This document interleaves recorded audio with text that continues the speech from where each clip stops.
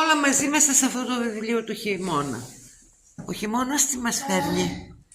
Κρύο. Μας φέρνει κρύο. Τι άλλο μας φέρνει? Βρέχει.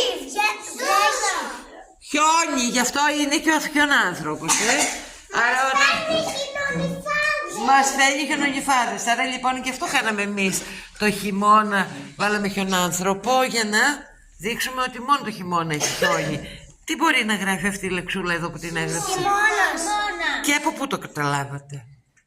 Γιατί έχει το χ. Μπράβο τα παιδιά μου τα όμορφα. Πάμε να δούμε τι μας φέρνει ο χειμώνας, τι μάθαμε εμείς. Πολύ κρύο. Τον καιρό του χειμώνα, για να ανοίξουμε το παράθυρο να δούμε τι μας φέρνει. Βροχή. Μας φέρνει χιόνι. Κυρία Σιόνι.